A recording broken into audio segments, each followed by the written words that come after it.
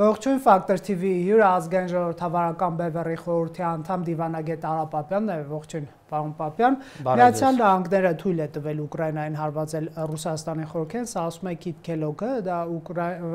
Ուկրաինայի հարցով նախագահ Թրամփի հատուկ բանագնացն է։ Հիշում ենք, որ նաև նախկինում Թրամփը մերժում էր Ուկրաինային այսպես ասենք հետախուզական տվյալներ տալ, բայց հետո ոնց որ դռները բացվեցին ամերիկյան աջակցության, զենքեր կվաճառեն այդ թվում ՆԱՏՕ-ի խորհրդակով, այ ինչպես եք բացատրում Թրամփյան տեսակետի փոփոխությունը, սա հեչ համեմատելի չի, չէ՞, փետրվարին, մարտին տեղի ունեցածի հետ։ Այո, համեմատելի չի եւ եթե հիշեք, հենց այս սրահում ես ժամանակին ասել եմ, որ թող անցնի եւս մի քանի ամիս, մենք կտեսնենք, որ Թրամփը կդառնա ինքը հակա-պուտինյան եւ հակա-ռուսական։ Իհարկե իմ կանխատեսակից մի քիչ դանդաղ ընթանում, բայց ընթանում է, ինչու՞։ Որովհետեւ ակնհայտ էր, որ Պուտինը չի համաձայնվելու Թրամփի առաջարկներին, Պուտինը մնալու է ոնց որ ասած չոր իր տեսակետի վրա եւ չի բավարարելու Թրամփից։ Թրամփը ուզում էր ցույց տալ, թե ինքը անդադ խոսում է դրա մասին, որ ինքը տեսեք ինչ մեծ խաղաղար է, 7 պատերազմ ավարտի ասել եւ այլն։ Այսինքն կա անձնական նեղվածությունը եւ իր ծրագրերի անհաջողությունը։ Մյուս եթե խորքային հարվածների թույլտվությունը, այստեղ մի ուրիշ նրբություն կար։ Առաջ դա պիտի օգտագործվեր ամերիկյան կամ եվրոպական զենքը, դրանց հրթիռները եւ այլն, որը կարելի էր անուղղակի համարել պատերազմ Ռուսաստանի դեմ ներգրավվածությամբ, ով որ զենքը մատակարարել է։ Եվ Պուտինը այդպես էլ ասում էր, եթե ձեր զենքով խփեն, ուրեմն դուք էլ եք մասնակցում մեր դեմ, մենք էլ ձեզ կխփեն։ Հիմա իրավիճակը ա փոխվել։ Հիմա Ուկրաինան հնարավորություն ունի ինքը արտադրելու հեռար հրթիռներ եւ այստեղ խնդիրն է, որ Պուտին եւ կներեք Թրամփ եւ մյուսներն ասում են մեր ինչ գործն է իրանց զենքն է իրան ինքը խփում է գնացեք բայց դա կարմիր գիծերը ասենք Բայդենի ժամանակ հիշում եք նրանք չէին համաձայնում որ Ուկրաինան ոչնչացնի հեռահար ամերիկյան զենքով Ռուսաստանի տարածքում գտնվող անգամ ռազմական օբյեկտները այո բայց սա արդեն կրկնում եմ սա արդեն ամերիկյան զենքը չի դա ուկրաինական հրթիռներն է գիտեք որ իրենք մինչև 3000 կիլոմետր խփելու հնարավորությունն են, բացի այդ նաև ահագին ժամանակ է չի անցել։ Այն ժամանակ չէին ուզում, այսպես ասած, էսկալացիայի տանել, պատերազմը ավելի խորացնել, ընդլայնել, բայց դա գնում է։ Ընդհանրապես պատերազմները նման հակում ունեն, եթե հիշում եք այս Արցախի կամ Ղարաբաղյան հակամարտությունը միշտ էսկալացիա տանող ադրբեջանական կողմն էր, այսինքն սկզբից քարերով, հետո առաջի որսորդական զենք օգտագործեցին, հետո առաջի, չգիտեմ, հրազենը, հետո հրետանին եւ այլն։ Պատերազմը այդպես գնում են ամեն հաջորդ ժամանակ ավելի մեծանում։ Հիմա քանի որ զսպող բաները շատ ավելի քիչ են, մյուս կողմից էլ ակնհայտ է որ Պուտինը այլընտրանք չունի, ինքը պիտի պատերազմը տանի կամ մինչև հաղթական ավարտ կամ մինչև վերջնական պարտություն։ Դրա համար էլ գուցե մտածում են խորքային հարվածներին փակուղային իրավիճակը Ռուսաստանի համար, թե ելքեր ունեն ամեն դեպքում։ Չէ, ելքեր առանձնապես չունեն, որովհետև մենք տեսանք ոչ միայն ռազմական օբյեկտերին Ուկրաինան խփեց, Ուկրաինան սկսել է նաև արդեն խփել ջերմոէլեկտրականներին եւ Ձմռան շեմին, եթե ինքը մի քանի մեծ քաղաքում շարքից անի նույն գազամուղերը եւ այլն, ասեն այդ ջերուցման համակարգը մենք անցել ենք, չէ՞, բոլորս դրա միջով գիտենք ինչ է նշանակում առանց ջերուցման ձմեռ։ Իսկ այնտեղ շատ ավելի սասկտիկ է եւ շատ ավելի ծանր ալնելու։ Կարծում եմ Ուկրաինան նաեւ որդեգրել է Ռուսաստանի ներսում բողոքի ալիքը բարձրացնելու այս միջոցով տակտիկա։ Շատ լավ, Թրամփը հայտարարում էր, որ Պուտինից հիասթափված է, նա լավ բաներ է ասում հեռախոսով, բայց հրթիռակոծում Ուկրաինայի տարածքները եւ շատ ուշադիր հետևենք այս նախադասության Եվրոպա եւ ՆԱՏՕ-ի աջակցությամբ Ուկրաինան կարող է յետ վերցնել Ռուսաստանի գրաված բոլոր տարածքները, հա, այսինքն Ռուսաստանն ասում է, այն ինչ որ գրավել ես Ես պատրաստ էի ճանաչել քոնը, ասենք Ղրիմը եւ այլն, բայց ոնց որ այդքան էլ քոնը չի։ Սա դիվանագիտական մանևր է, թե նաեւ կոնկրետ դիրքորոշում, պարոն։ Ես հենց քիչ առաջ ասացի, որ Պուտինը ալեզրանք չունի կամ հաղթական ավարտ կամ վերջնական պարտություն։ Հիմա մենք գնում ենք հենց դրան։ Ոչ սա ոչ միայն դիվանագիտական է, նաեւ նկատելի է, որ Միացյալ Նահանգների մեջ տարբեր այդ վերնախաղում բյուրեղանում է նաեւ այն տեսակետը, որ հերիք եղավ, որ Պուտինին ամեն ինչ ներվի պետքա վերջնական պարտության տանել, բայց էլի այդքան հեշտ չի լինելու։ Այո, Ռուսաստանը ի վերջո այդ ամբողջը կորցնելու է գրավվածները, բայց դա ինչպես ոմանք կանխատեսում են, որ կլինի մինչև տարեվերջ, ես չեմ կարծում մինչև տարեվերջ կլինի, որտեղ այո, դրա հաշվարկինքում տնտեսական խնդիրներն է Ռուսաստան դրված, այո, Ռուսաստան շատ ծանր տնտեսական խնդիրներ ունի եւ ավելին կունենա, բայց ժողովուրդը ինքը պատրաստ է ոնց որ ասած դա տանելու։ Այսինքն Մոսկվա, Պետերբուրգ, այդտեղ ժողովուրդը վատ չի ապրում եւ վատ չի ապրի, իսկ այն այսպես ասած խորքային մասերը այդտեղ Շուտ այսպես թե այնպես պրոպագանդան իր գործը անում է, որ սա հանուն հայրենիքի պատերազմ է եւ այլն։ Բնականաբար եւ նաեւ այդ հակա-նատոյական գիծը, այսինքն այդ նատո բառը Ռուսաստանի համար շատ այսպես վախեցնող է, թեև իրականության մեջ օրինակ Սովետական միությունը ՆԱՏՕ-ի հետ երբեք ասենք լուրջ խնդիր չէր ունեցել իր գոյության ընթացքում։ Շատ լավ, բայց տեսնում ենք նաեւ Պուտինի ռեակցիան դրոնային ներխուժումներն են ՆԱՏՕ-ի եւ ԵՄ-ի անդամ որոշ երկրներ։ Սա ինչ որ էսկալացիայի նոր աստիճանի կարող է բերել, պարոն Պապյան, թե ուղղակի փորձարկում են այսպես։ Երկուսն էլ։ Այսինքն Պուտինի տեսակետից Պուտինը ուզում է նախ վարկաբեկի ՆԱՏՕ-ն։ Պուտինը լավ է հասկանում, որ ընդհանրապես բարեկեցիկ մարդը, լավ ապրող մարդը քիչ է հակված պատերազմելու։ Նայեք, մեր օրինակը շատ հստակ է։ Ես ինքս ընկերներ ունեմ, տարբեր, որոնք առաջի Ղարաբաղի պատերազմի ժամանակ ոչինչ չունեին եւ հերոսական տղաներ էին։ Հենց սկսեցին հարստություն ձեռք բերել, հենց այդ պատերազմի տարիներին։ Արդեն էլ այլևս առանձնապես մեծ ցանկություն չկար ռազմաճակատ գնալու, բան այդպես է։ Նրանք ովքեր հարստություն են կուտակում, նրանք չեն գնում։ Հիմա ինչ տեղի ունեցավ վերնախավի այդ մեր մարտը, նույն բանը։ Վերջո եկեք ընդունենք, որ մեր գեներալները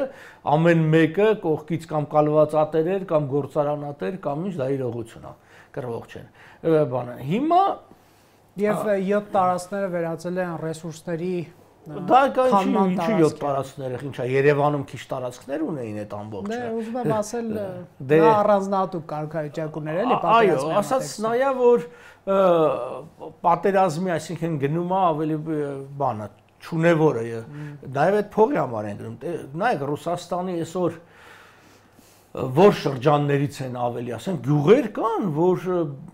տղամարդ գրեթե չի մնացել, որոնք կամավոր գնացել էին կռվելու։ Հիմա այդ դրոնների հարցը բերում է նրան, որ մեկ էլ ասեց այդ վարկաբեկումն է։ Ես սկզբում աղբյուրներից գիտեմ, որտեղ մշտական շփումների մեջ են որոշ արևելաեվրոպական երկրներ, նրանք տենդագին որոնում են նոր տեխնոլոգիաներ այդ դրոնների դեմ պայքարի եւ այլն, ել չեմ ասում, որ օրինակ Լեհաստանի նման երկիրը պատերազմի է պատրաստվում։ Իրենց արտգործնախարար Սիկորսկին հստակ ասաց, որ հաջորդ բանը, որտեվ այստեղ մոտարապես էսպես է, էլի, արդյոք սպասենք նրան, որ օրինակ Ուկրաինային պարտության մատնեն գան մեզ հասնեն կամ առանց պարտության մարդը դրոններով խփեն եւ այլն, թե մենք ինչ որ ձևով միջամուխ լինեն։ Այնպես որ Պուտինը եթե հաշվարկը այսպես է, որ ատոմային զենքից պիտի վախենան, դա մինչև վերջ չի աշխատելու, որովհետև ինքը ալընտրանք չի թողում եվրոպացիներին, պարզապես ալընտրանք չկա։ Ինչպես օրինակ ֆիներին ալընտրանք չթողեց։ Այսինքն ֆիները, որոնք Ռուսաստանի հետ սովետետ միշտ լավ էին, դրեց այնպիսի իրավիճակի մեջ, այնպիսի սարսափազդու բաներ ասացին, շատ հաճախ անհիմ ասածներն են, չէին էլ անելու։ Բայց դե մի բան հասկանանք, որ փոքր երկրի ասեին, երբ որ սպառնալիք է հնչեցնում, այդ երկրները լուրջ են ընդունում եւ ճիշտ են անում։ Եկեք հասկանանք, պարոն Պապյան, այս քաղաքականությունը։ Օրինակ, տեսեք, տարբեր երկրներ, որ եղել են ռուսական գաղութներ, կայսրությունների, սովետի եւ այլն, հա, ասենք Հայաստան, Մոլդովա, Ուկրաինա, Վրաստան, սրանք սկսում են, այսպես ասենք, ձգտել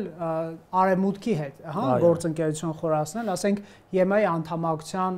օրակարգով։ Օրերս իդեպ Մայա Սանդուն հաղթեց նա Եվրոպամետ գործիչ եւ ըստ էության մոլդովացիները, որոնք ոնցից շատերը միգուցե չեն համակրում այս կնոջ կուսակցության, բայց ընտրեցին, քանի որ դա եվրոպական, այսպես կուրսի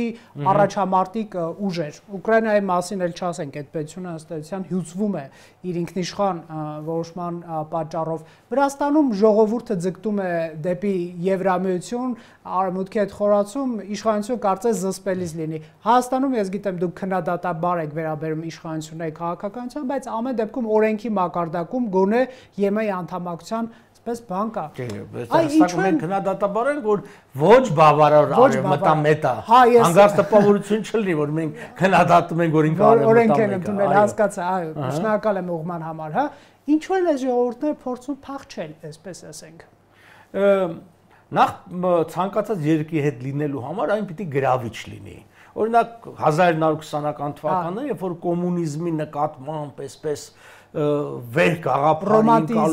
կար, ռոմանտիզմ եւ այլն, մարդիկ չէին հավատում 30-ական թվականներին, թե երբ որ անգամ փախչում գնում էին արևմուտք եւ բացահայտում էին ինչա, չէին հավատում, ասում են զրպարտիչա սուտ այդ ստալինյան բանը։ Հիմա այսօրվա դարում տեխնոլոգիաների առումով բոլորը տեսնում, դուք Մոլդովան եք ասում, ես ինքս Ռումինիա եւ Մոլդովա հավատարմագրված դիվանագետ եմ եղել, եւ այդ կար Լուչինսկի կար բան, այդ ոնց ասած վերսից ծանոթ եմ։ Նա ես մարդիկ հնարավորություն ունեին Ռումինիայի միջոցով հաճախ ռումինական անձանք գնալ այդ եվրոպական երկրները տեսնել։ Եվ այն բոլոր հեքիաթները, որ կարող է, գիտեք, բուրյատների, տուվայի եւ մյուսների վրա ազդի, որ ասում են արևմուտքը վատ է, մարդիկ ասում են մեզ են նախանձում, տեսեք մենք ինչքան լավ ենք ապրում, երբ որ ոչինչ չունեն։ Մոլդավացուն չես կարող խաբել։ Սահմանից են կողմ բան երկրներ են գնում, տեսնում եւ լինում է իրեն բոլոր խնդիրներով հանդերձ, ես այդպես է, ես օրինակ նույն Ռումինիայի օրինակը բերեմ, ես 5-ից 7 թվականներին եմ եղել այնտեղ դիվանագետ, հետո 15-ին ինձ հրավիրեցի, ես ասեմ այդ 10 տարվա մեջ հսկայական դրական փոփոխություններ կար։ Այսինքն ինքը եվրոպականանում է Ռումինիան, որը արևելյան Եվրոպայում նախկա երկրներից է առ այսօր, բայց այդ բանը կա։ Մարդիկ դրա համար են ձգտում։ Մյուս ընդհանրապես քո նախկին գաղութատիրոջ նկատմամբ դու միշտ բացասական, դու ումից ես անկախանում։ Դու անկախանում ես այդ գաղութատիրոջից, մետրոպոլիայից։ Ինչքան էլ օրինակ որ ասեն, որ օպերա են կառուցել, մետրո են կառուցել եւ այլն, իսկ ինչա կա մյուս գաղութարարները բան չէին կառուցում, իհարկե կառուցում։ Ռեսուրսները քաշում են եւ ինչ որ մի մաս տալիս են եւ այլն։ Նա այստեղ մի խնդիր ունի Ռուսաստանը։ Վերցնենք համեմատենք բրիտանական կայսրությունը եւ ֆրանսիական։ Այն առաջարկ չկա։ Օրինակ, որ մենք որպես Հայաստանի քաղաքացիներ մեզ լավը զգանք, հա, ասենք լինելով Ռուսաստանի հետ, ասենք մեր ազատությունները հարգվեն, օրինակ, հա, մենք տեսեք, բայց չէ, այստեղ հարցը կա, Ռուսաստանը շանս է ունեցել մեզ պահելու իր ծիրում, հա, անվտանգություն ապահովելով, դա ամենակարևոր հարցն է։ Չի ապահովել, այ ինչու, պարոն Պապյան։ Չի ապահովել, որովհետեւ իրենք ասել են, որ բառացի եմ ասում, որ դա երբ որ Տեր-Պետրոսյանը հիշում եք հրաժարական տվեց, Ելցինը ասեց ակուդանի ձենուցը եւ այդ գաղափարը միշտ է եղել։ Պատերազմի 20-20-ի պատերազմորին ես մի բարձրաստիճան ռուս պաշտոնյանի հետ էի հանդիպել, ինքը եկել էր հատուկ ուղարկել էր Մոսկվաց մի քանի օր հանդիպում էր, երբ որ իրենց ասում էի, բայց դուք հասկանում եք, չէ, որ դուք չեք պաշտպանում, այս ժողովուրդը թեքվելու է դեպի արևմուտք։ Ինձ հրավիրել են, որ ես այսպես Ульսանյան իրավարար վճիռ ներկայացնեմ արևմտյան թեև էս բան, а вам некуда деться։ Իրանց մեջ խորապես նստած է այդ բանը, հասկանում եք, հա։ Հայերը որ փախչելու տեղ չունեք, չեք կարող ինչ էլ անենք, դուք գալու եք մեր մոտ։ Այն ինչ որ իմիջիալոց առ այսօր ցավոք սրտի ոմանք դեռ քարոզում են, որ մենք այլընտրանք չունենք, մեր այլընտրանքը Ռուսաստանի եւ Թուրքիայի միջև է, հետեւաբար եթե Ռուսաստանը չուրեք Թուրքիան, չէ։ Ով ասես նաև արևմուտքը կա ի վերջո այսօրվա ռազմական տեխնոլոգիաների պարագայում տնտեսական գործունեության այդ առաջվանը չի, որ ասած բրիտանական նավերը չկարողան սարերը բարձրանան։ Հիմա հանգիստ նավերն են բարձրանում, հրթիռներն են բարձրանում, դրոններն էլ չասած։ Ասում եմ մտքին տեղը լինի ամեն ինչ էլ կկարողանան անեն։ Եվ Ռուսաստանը փափուկ ուժի կիրառման փորձ չունի եւ ցանկություն էլ չունի։ Նայեք, ֆրանսիական գաղութատեր կայսրությունը եւ բրիտանական երկուսն էլ գաղութատեր էին, հիշում եք, հատկապես առաջի համաշխարանից հետո դասեցին ապագաղութանալ։ Բրիտանացիք հասկացան եւ փափուկ ձևով ստեղծեցին ինչ որ կոչվում է Commonwealth, այսինքն այդ համադաշնությունը եւ առ այսօր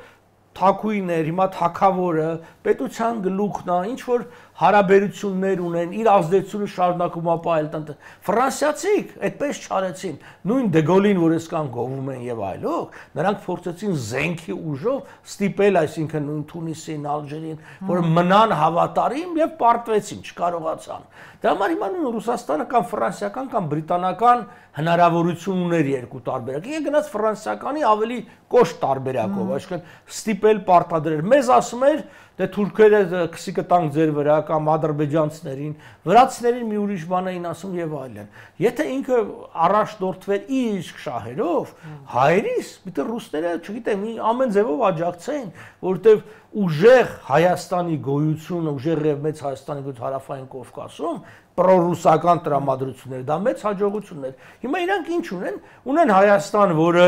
այլևս չի վստահում Ռուսաստանին եւ տեղին չի վստահում։ Այդ պատճառով իրենք իհապես թույլատրել են հարավային Կովկասում, որը իհապես թույլատրում է իրենց հյուսիսային Կովկասում ազդեցություն։ Թվում էր հասարակա։ Մի սխալ հաշվարկի, որ Արմենիան մեկուդը ձեթ տարբերակ ամբողջը սխալ բերեց։ Սխալ հաշվարկը նաեւ թույլ տալը կամ չգիտեմ, միգուցե ասեք մասնակցելը 44 օրյային այն համատեքստում, որ Ուկրաինայի վրա հարձակումից առաջ սա շատ տարածված թեզ է, այսպես լոյալություն վերցնենք, հա, Ադրբեջանին, Թուրքիայի թույլ տալով Արցախը գրավեն կամ վերահսկողության տակ վերցնեն, բայց ստացվեց այնպես, որ դա չգործեց, արդեն Ռուսաստանը Ադրբեջանի հարթությունով, պարոն Պապյան, չկարողացավ դիմակայել, հա, չկարողացավ հասնել մի իրավիճակի, որ բռնի տեղահանություն իրականացվեց, գոնե ասենք մի 5000, 10000 հայերի, ասենք, զսպեին եւ թողնեին այնտեղ մնային ապրեն, որ Ռուսաստանը դուրս չգար։ Շատ շատերը թվում ես մենք ասում ենք, որ Ռուսաստանը ոչինչ չունի տալու Ադրբեջանին, բացի Արցախից, Ղարաբաղից։ Այսինքն փող դրանց պետք չէր ունեին, նավթ-գազ պետք չի եւ այլն եւ այլն։ Եվ դրա համար այո, պատերազմից առաջ ինքը գնեց ոչ այդքան Ադրբեջանի, որքան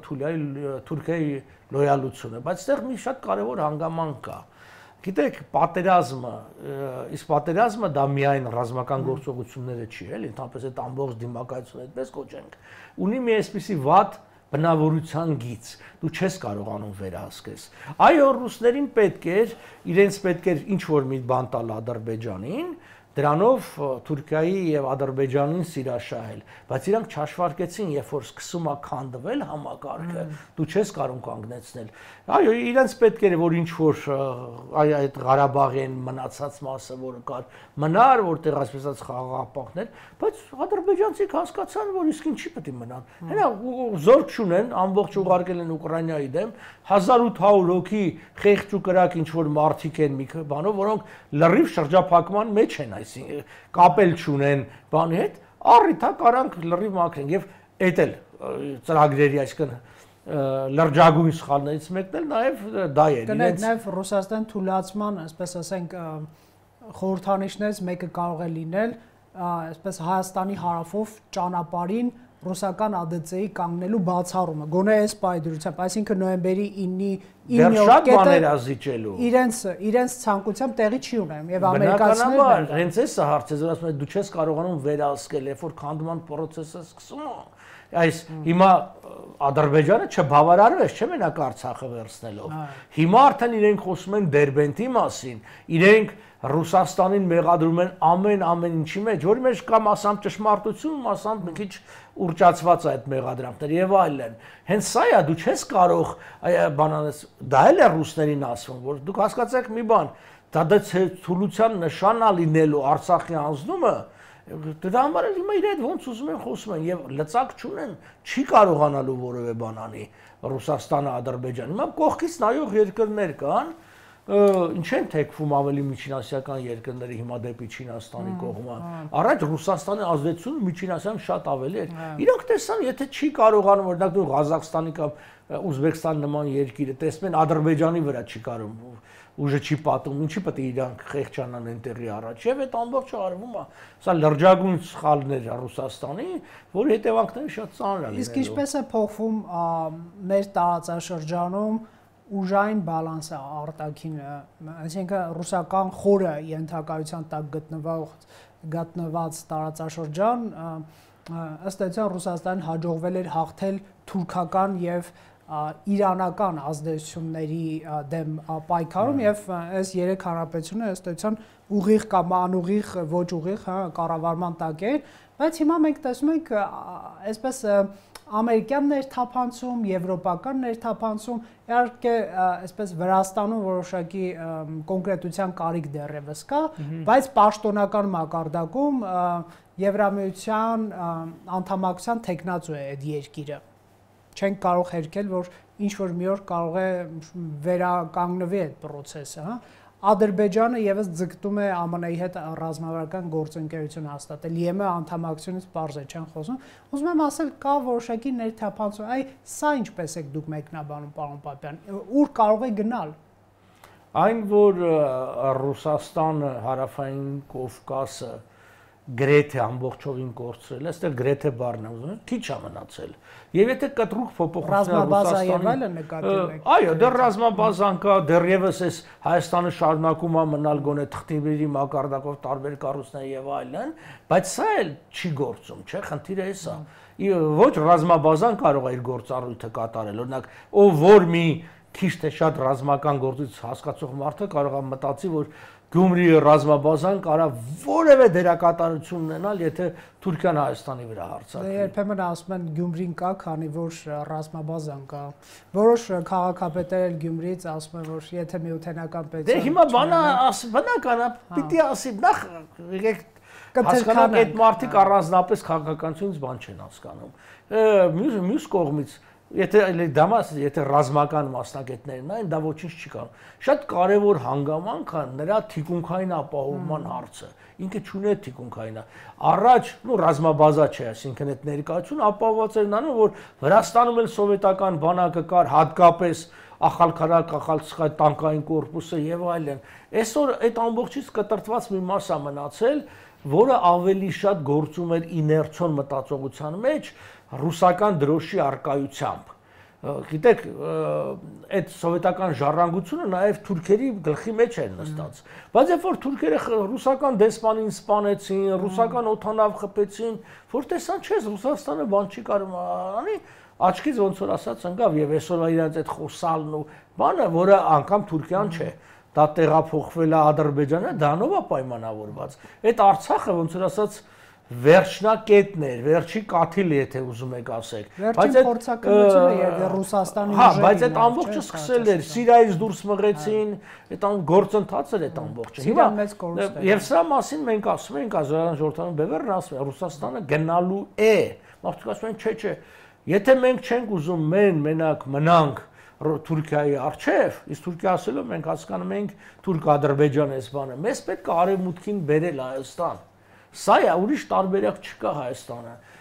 եւ առաջին արդեն անվտանգային առումով, երբ որ մենք ասում ենք Հայաստանը պիտի դառնա Միացյալ Նահանգների ՆԱՏՕ-ի ոչ անդամ հիմնական ռազմական դաշնակից, դա կարգավիճակ է, որը Հայաստանի զենքի, զինամթերքի եւ այլն արտոնյալ պայմանն դրա համար է, որովհետեւ դա կարող է, դա այսպես չասեմ էլի, որ դա դաշնակցային հարաբերություն չի դեռևս, բայց դա կարող է էապես մեր անվտանգությունը բարձրացնի, որտեղ հատկապես երբ որ մենք նայում ենք օրինակ վերջի գնումներին Ադրբեջանի, իսկ Ադրբեջանը զարգատվել երկու բաների, մեկը դրոնների գնման ու արտադրությունը, իսկ մյուսը հրետանու, նոր ժամանակակից հրետանու մեծ քանակությամբ պատվերներն արդեն կա, ինքը ստանում է։ Եվ սա երբ որ գումարում ես օրինակ նույն Ալիևի օգոստոս, կներեք, սեպտեմբեր 25-ի ՄԱԿ-ի 80-րդ վեհաժողովի ժամանակ այդ ելույթը առաջի 8 րոպեն Հայաստանին մեղադրել պատերազմական հանցագործությունների մեջ, թիրախավորել խաղաղ բնակչությանը, 65 մսկից բան, դու հասկանում ես, որ նման խոսացող եւ մտածող մարդը չի խաղաղության գնում։ Խաղաղություն գնացողը այդպես չի։ Խաղաղություն գնացողը գոնե կասեր, գիտեք, պատերազմի ընթացքում շատ զոհեր ենք ունեցել եւ այլն, բայց այսօր մենք գնում ենք այդ ձև չի։ Մարդը արձանա բացում Գանջայում, Կիրովաբադում հայտարարում է, չենք մոռացել, չենք ներելու։ Չենք մոռացել, չենք ներելու։ Եվ այս չենք ներելուի մեջ հստակ բան կա, ուղերձ կա։ Հասկանում եք, ուրիշ բան է, երբ որ ինչ որ լրագրող կամ ինչ որ, գիտես, վերլուծաբան կարող ասի, հա, Եվ բանը, ասենք լրիվ հայաստանյան քաղաքականությունը, որ իշխանությունը ձգտում է ամեն ձևեն եղած վտանգներ լղոզել չերևա, սա հակառակը, ամեն ինչ բան մի աղջկա ձեռքը բռնած քայլում է, ասում է հայերի հարտիրների պատճառով այս աղջիկը որբ է մնացել, իր բոլոր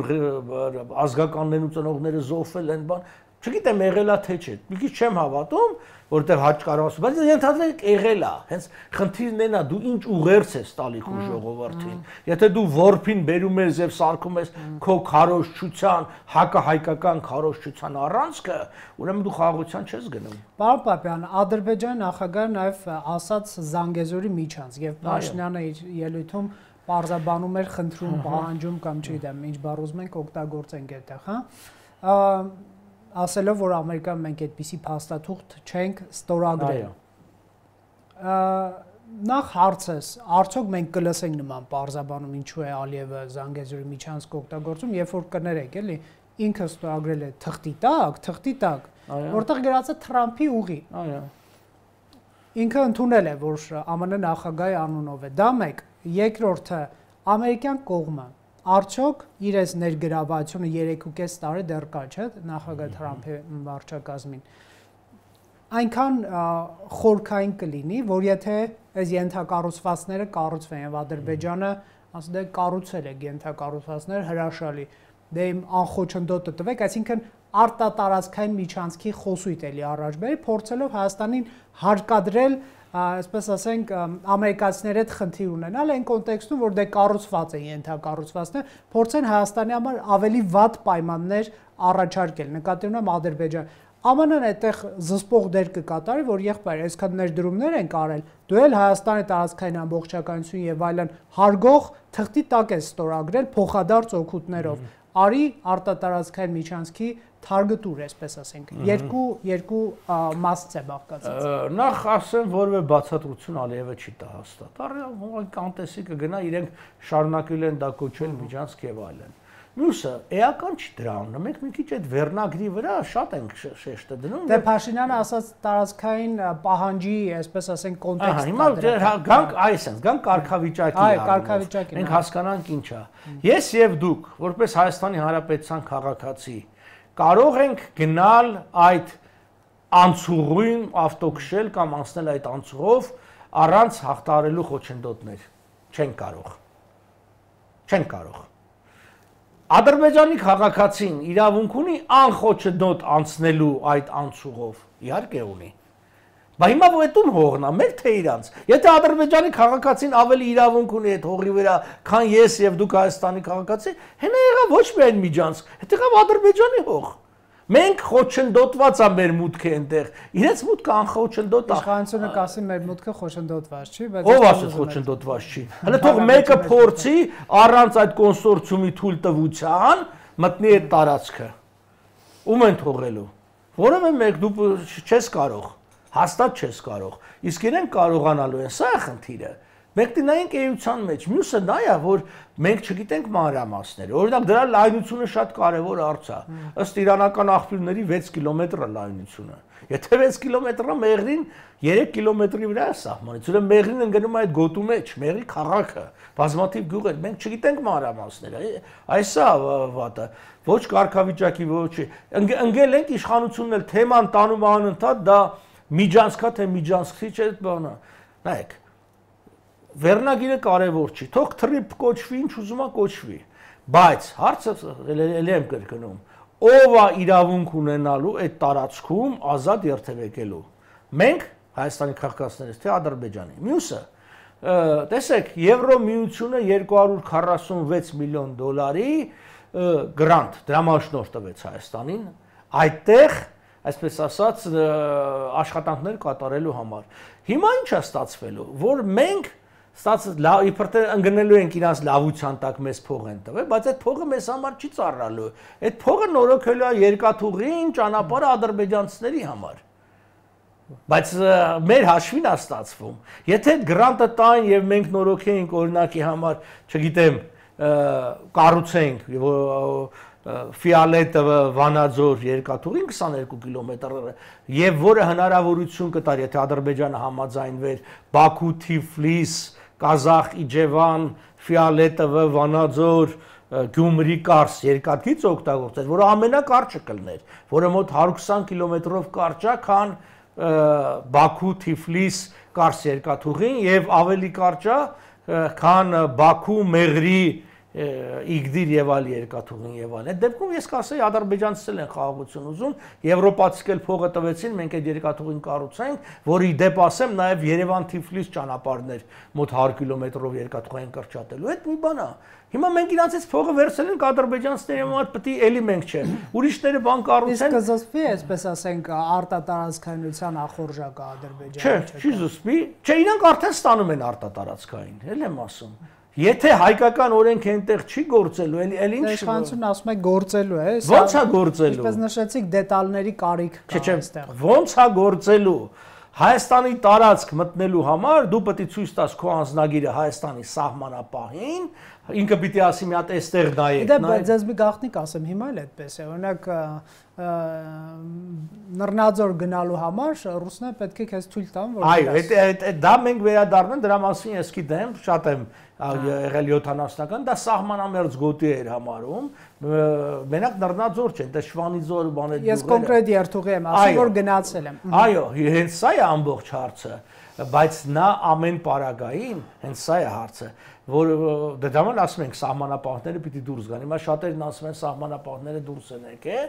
հա, բայց իրանք մի անցակետից դուրս են եկել, բայց այդ ամբողջ գծի վրա կա։ Հիմա արդյոք այդ սահմանապահները Նռնաձորը խոչընդոտելով մեր մուտքը մեզ պաշտպանում են Իրանից։ Ես Իրանից վտանգ չեմ տեսնում, ճիշտն ասած, էլի, եւ վստահաբար այդ երկու գումարտակ զինվորը որևէ բան չի փոխելու։ Դրանք այդ բոլոր զորքերը ավելի շատ մեզ վերահսկելու եւ ոնց ասած մեզ խեղճացնելու համար է կատարվում։ Հիմա, նայեք, մենք խոսեցինք, ի վերջո այսօրվա տեխնոլոգիան հնարավորություններ են տալիս, կմնա,